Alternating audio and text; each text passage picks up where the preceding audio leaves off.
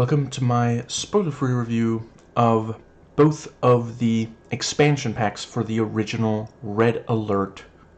Yeah, Red Alert 1. And yeah, let's dive right in. So the first one released was called Counterstrike. No relation to the Half-Life mod, I think it started out as. Yeah. So yeah, I'm going to try not to restate the stuff I said about the one for, I don't remember what it's called, but the expansion pack for the first Command Conquer, you know, the one later, you know, named Retro Nim Tiberian Dawn. But yeah, so yeah, Counter-Strike has 60 new missions, 8 per side, and adds no less than 100 new multiplayer maps. And let's see, yeah, several of the levels have new units, a few of them rather powerful, somewhat messing up the fairness, but they do make things more interesting. And it should be noted they only appear in single player, most only for one single level, forcing players to rethink strategies, fight as well as defend themselves against new forms of attacks. The real strength is the interesting and memorable new levels. You know, in one you chase an enemy officer through a facility as he chrono shifts or teleports for the uninitiated around. And let's see, yeah, in one you run, hide, and fight your way through a level, the pace of which can only be described as extremely intense. Just to name two that especially stand out. And let's see, yeah, the difficulty is sometimes somewhat uneven. At least once one difficult level would be followed by an easy one, and not all of the tough ones were at the end of the list of the missions of both sides. And yeah, as with other mission packs, you know, it allows the player to try any mission in any order. And yeah, the Allied missions consist of 3 campaigns clearly listed. Apart from that, there's no real consistent story. There's no harm in skipping a mission that one isn't interested in completing. I can't really think of any that I wish I had skipped, though. They're all good, some downright great.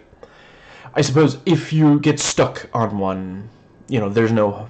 Yeah, if you don't mind losing bragging rights, you can just skip that one. And several of the new units use the atomic bomb, you know, so yeah, more than once you'll be able to fight using that, as well as have to defend against such. Most of the units are slightly redressed or reconfigured ones from the original, in particular one level where it's explained away with a vague sci-fi-esque plot point that's right out of a Z-level zombie flick, leading me to believe that a lot of these unit additions were not so much planned as just stumbled upon, which is fine if you're a fan making a free contribution, less fine when it's a product made by a company who are in fact charging people. I'm sure I'm not the only person to prefer professionalism to, hey, look at what we can do. And let's see, yeah,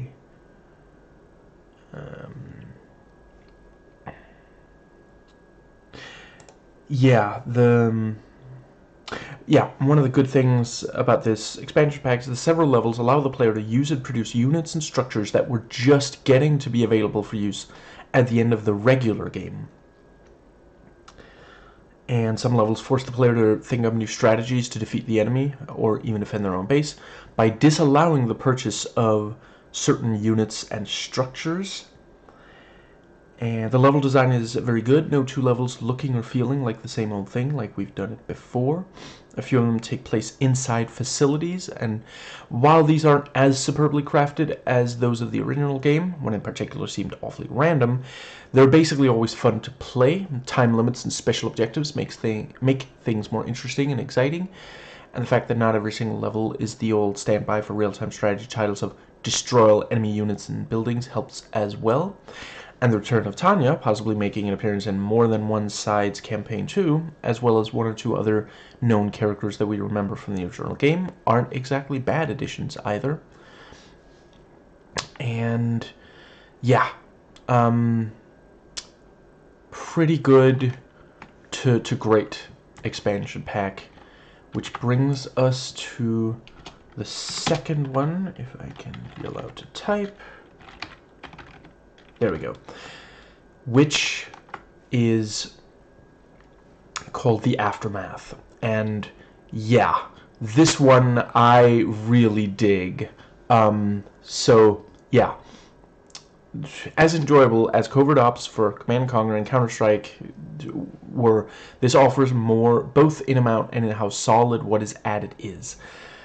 And yeah, it has 18 new single-player missions, almost as much as an entirely new game, 100 more multiplayer maps, and 7 new units that all both increase fairness and the strategy level of the game and make things even more interesting and entertaining. Among them are the missile sub for the Soviets, which make them much more of a threat as far as naval attacks go.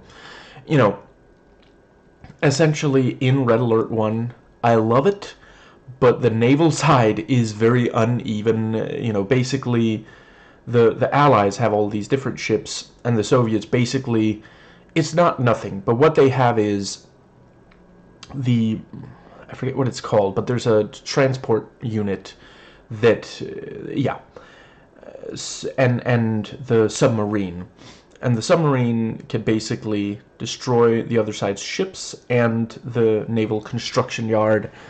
I think that's what it's called. And that's basically it. And yeah, those are not really even. But this one adds the missile sub, which combines the destructive force of the Allied cruiser with the stealth of a regular sub. And let's see, there's also, yeah, the Allies get a, oh, right, yeah, a Tesla tank is also added. Hold on, right, my notes, there we go. They also get a shock trooper, which not only fires bolts of electricity, a la the Tesla coil, but cannot be run over, make for by far the best anti-vehicle, ground vehicle infantry that the franchise had to offer by this point. A Tesla tank is also added, much more properly done than the few half-hearted attempts that were as such in Counter-Strike. And the Allied don't get cheated. They get a mechanic who is to vehicles what the medic is to infantry, a healing unit that can save your attack force, and a chrono tank, which can chrono shift when it has full power, which it starts with, and won't go back to its original starting point after a while, like chrono shifted units usually are.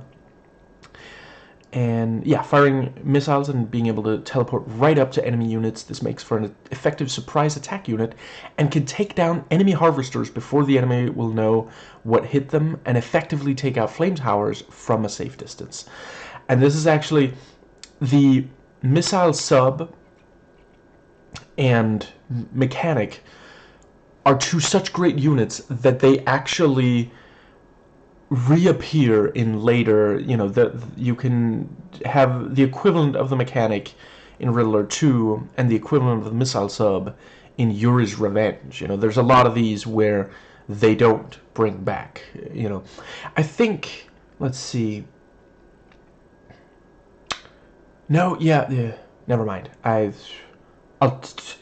was about to say I think one of them also appears in a later. I'll handle that one when I get to that particular game. Now, let's see.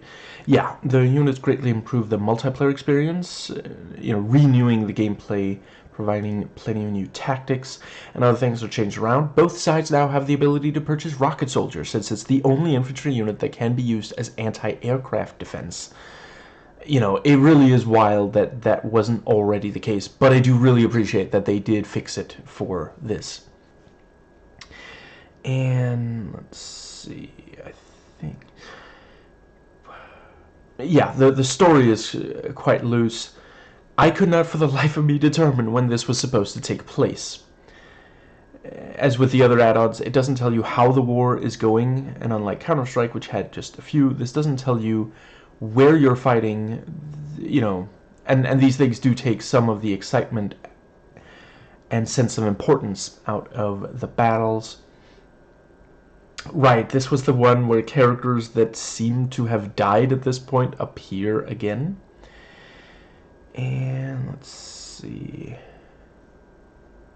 Yeah, while much of this utilizes what Red Alert has as well as make great use of the new units added, some of the limitations of the engine are glaringly obvious in their ability to meet some of the expectations and ambitions of the developers.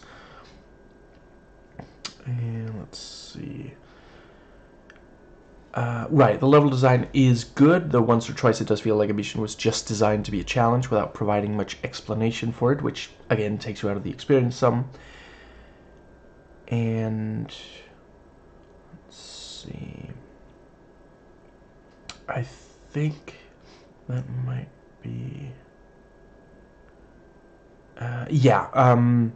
each level manages very well to be unique. No part of the add-on really felt like it was just revisiting something we'd already seen or done. I'm not sure I'd claim that either side has a particularly satisfying finish, though both are fairly challenging, as the original game most certainly had, and Counterstrike at least had a reasonably good one for the Allied side. And let's see... Yeah, Tanya makes more appearances. There's one new level that takes place inside a facility. It's reasonably good. And Volkov of Counterstrike and his cybernetic dog Jitskoi reappear a few times. And let's see... Yeah, this also uses time limits to heighten tension. Right, several of the missions have thoroughly interesting stories, are based on concepts that are equally interesting. You may find yourself fighting forces you had not expected to. And let's see, I think that does cover... Yeah. So, yeah. I definitely think that this is, today if you buy, you'll be buying them together. I'm not sure. It's certainly if you buy them on a digital store, if you buy Red Alert 1 now, I don't think I know of a digital store that...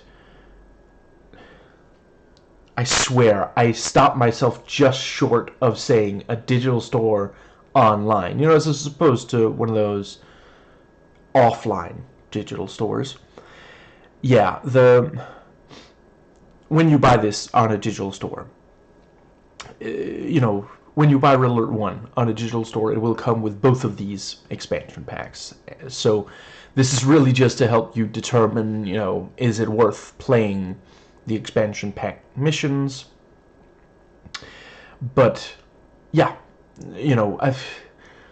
overall, I would say, yes, I hope this was able to help some people realize, certainly I know, I only played this years down the line from this box set that had, all the games that have been released. I think it was, Command & Conquer the First Decade, which, no prizes for guessing how many years it covers.